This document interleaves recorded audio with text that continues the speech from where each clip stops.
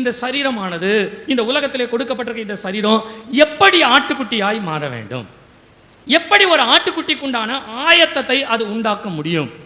இதை தான் நீங்கள் யாத்திராகமம் 12ஆம் அதிகாரத்தில் நீங்களும் நானும் வாசிக்கிறோம்.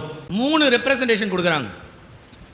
ஒரு ஆட்டுக்குட்டி தன்னை ஆயத்தப்படுத்த வேண்டுமானால், கடந்து போகுதலுக்கு, இந்த உலகத்தை கடந்து நான் மனவாட்டியா இயேசுவின் இடத்துல போக வேண்டுமானால் என்னை நான் ஆயத்தப்படுத்தணும். எப்படி ஆயத்தப்படுத்தணும்? 3 காரியங்கள். 1 வயது அப்படின்னு சொன்னா ஒரு மேன்மையான ஆயத்தத்திற்கு அடையாளம். ஃப்ரெஷ் ஒன், மேன்மையான. பழுதற்ற அப்படின்னா ஒரு மாசற்ற ஆயத்தம் இருக்க வேண்டும். மாசற்றதாய் ஆயத்தப்பட வேண்டும். Fertile one.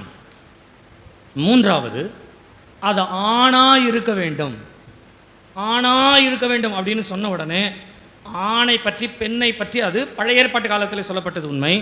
ஆனால் புதிய ஏற்பாட்டு காலத்தபடி நீங்கள் எந்த இடத்துல ஆண்களை முக்கியத்துவம் படுத்தப்படுகிறதோ, ஆண் என்று சொன்னாலே இந்த உலகத்தில் முதல் சிருஷ்டிக்கப்பட்டது யாரு அப்படின்னா முதன்மைன்னு அர்த்தம்.